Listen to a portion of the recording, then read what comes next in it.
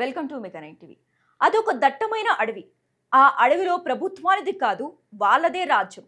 పశుపతి నుంచి తిరుపతి వరకు దేశవ్యాప్తంగా ఒక రెడ్ కారిడార్ను సృష్టించి ప్రభుత్వాలను ముచ్చెముటలు పట్టించిన అతిపెద్ద సాయుధ దళం అదే సిపిఐ మావోయిస్ట్. కానీ ఇంతటి భయంకరమైన సైన్యాన్ని నడిపించిన ఆ రథ సారథి ఇప్పుడు తుపాకీ పట్టుకున్న వ్యక్తి కాదు. ఒకప్పుడు చేతిలో చాక్ పీస్ పట్టుకుని పిల్లలకు పాఠాలు చెప్పిన ఒక ప్రభుత్వ ఉపాధ్యాయుడు. ఆయనే ముప్పాల లక్ష్మణరావు అలియాస్ గణపతి. 4 దశాబ్దాలకు పైగా అజ్ఞాత జీవితం గడిపి దేశంలోని మోస్ట్ వాంటెడ్ నక్సలైట్ గా మారిన గణపతి ఇప్పుడు పోలీసుల ఎదుట లొంగిపోబోతున్నారు. కేంద్ర హోంమంత్రి అమిత్ షా, సీఎం రేవంత్ రెడ్డి సమక్షంలో సరెండర్ కాబోతున్నట్లు సమాచారం. కరీంనగర్ జిల్లాలోని ఒక కుగ్రామంలో పుట్టిన గణపతి ఆయుధం పట్టి అడవి బాట ఎందుకు పట్టారు? ఒక సాధారణ సైన్స్ టీచర్ భారత విప్లవ చరిత్రలో ఇంతటి కరుడుగట్టిన నాయకుడిగా ఎలా మారాడు? 2003లో చంద్రబాబు నాయుడుపై అలిపిరిలో జరిగిన దాడి నుంచి దంతేవాడలో 76 మంది జవాన్లను బలికొన్న ఘటన వరకు ఆయన వేసిన వ్యూహాలు ఏంటి? ఆయన అసలు బ్యాక్గ్రౌండ్ ఏంటి? తెలుసుకుందాం పదండి.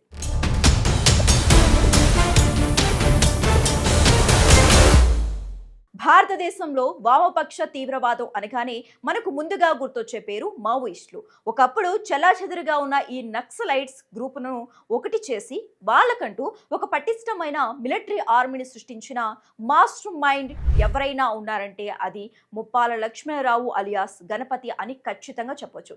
పార్టీలో అందరూ ఆయన్ని ఆత్మీయంగా సార్ అని పిలుచుకునేవారు. ఎందుకంటే ఆయన అజ్ఞాతంలోకి వెళ్ళక ముందు నిజంగానే ఒక టీచర్. 1992 నుంచి 2018 వరకు దాదాపుగా 25 ఏళ్ల పాటు మావోయిస్టు పార్టీకి ప్రధాన కార్యదర్శిగా ఉండి ఎన్నో నెత్తుటి దాడులకు, సంచలన ఘటనలకు ఆయన అధ్యక్షుడిగా నిలిచారు. అయితే ఇప్పుడు వయసు 75 ఏళ్లు దాటడం, అనారోగ్యం దెబ్బతినటంతో ఈ రెడ్ కమాండర్ అజ్ఞాతం నుంచి బయటికి వచ్చి లొంగిపోతున్నట్లు సోషల్ మీడియాలో ఆయన బంధువుల్లో తీవ్ర చర్చ నడుస్తోంది.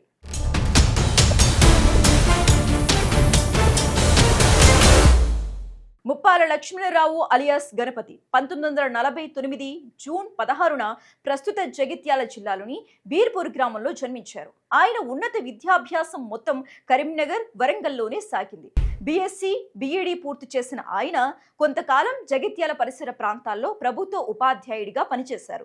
1970ల ప్రారంభంలో వరంగల్లో చదువుకున్న సమయంలోనే ఆయనకు అప్పటి నక్సల్ నేతలు కొండపల్లి సీతారామయ్య, నల్లా ఆదిరెడ్డిలతో పరిచయం ఏర్పడినట్లు తెలుస్తోంది. వారి విప్లవ భావాజాలానికి ఆకర్షితుడైన గణపతి తన టీచర్ ఉద్యోగాన్ని వదిలేసి 1972 నుంచి 1973 ప్రాంతంలో అజ్ఞాతంలోకి వెళ్ళినట్లు సమాచారం. 1976లో మంచిర్యాల జిల్లాలో ఒక భూస్వామిని హతమార్చిన కేసులో గణపతిని పోలీసులు అరెస్టు చేశారు. నిజామాబాద్ జైల్లో 3 నెలలు గడిచిన తరువాత బెయిల్పై బయటకు వచ్చిన ఆయన ఆ తర్వాత పూర్తిగా పీపుల్స్ వార్ గ్రూప్లో క్రియాశీలక సభ్యుడిగా చేరిపోయారు.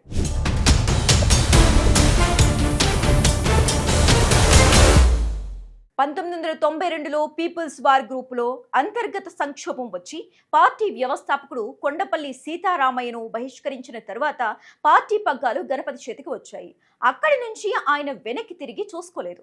2004 సెప్టెంబర్ 21 ఈరోజు భారత భద్రతా దళాలకు ఒక పీడకల. ఎందుకంటే అప్పటి వరకు వేరువేరుగా ఉన్న people's war group Bihar based Maoist communist centre of ఇండియాలను కలిపివేసి గణపతి సిపిఐ మావోయిస్ట్ పార్టీగా మార్చేశారు. ఈ నూతన పార్టీకి ఆయనే వ్యవస్థాపక ప్రధాన కార్యదర్శి అయ్యారు. రాజకీయ సిద్ధాంతాలకే పరిమితం కాకుండా పార్టీకి ఒక మిలిటరీ పవర్ ఉండాలని భావించిన గణపతి పీపుల్స్ లిబరేషన్ గెరిల్లా ఆర్మీని స్థాపించారు. దండకారణ్యాన్ని బేస్ చేసుకుని నేపాల్ నుండి తిరుపతి వరకు ఒక రెడ్ కారిడార్ను విస్తరించడంలో ఆయనదే కీలక వ్యూహం.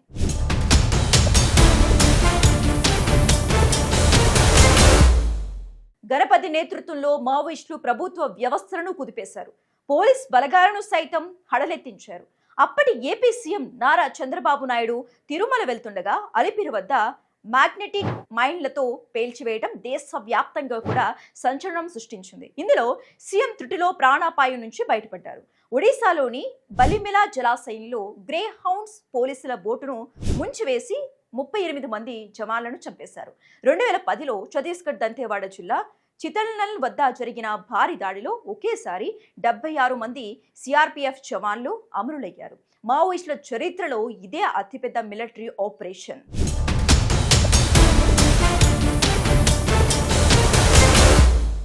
గణపతి హయాంలో పార్టీ ఎంతో బలోపేతమైన అదే కాలంలో గ్రేహౌండ్స్, కోబ్రా దళాల వ్యూహాల వల్ల పార్టీ పట్టు కోల్పోయింది.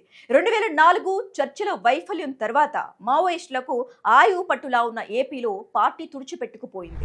నల్లమల్ల అడవులపై ప్రభుత్వం ఆధిపత్యం సాధించింది. ఆజాద్, కిషన్జీ వంటి కీలక నేతలను కోల్పోవడం పార్టీని ఆత్మరక్షణలో పడేసింది. గణపతి లీడర్షిప్ నుంచి తప్పుకున్న తర్వాత పార్టీ తన ఉనికిని చాటుకోవటానికి చాలా ఇబ్బందులు పడింది. ప్రస్తుతం ఆయన సరెండర్ అనేది ఒక సుదీర్ఘ పోరాట యుగం ముగింపుగా నిపుణులు భావిస్తున్నారు.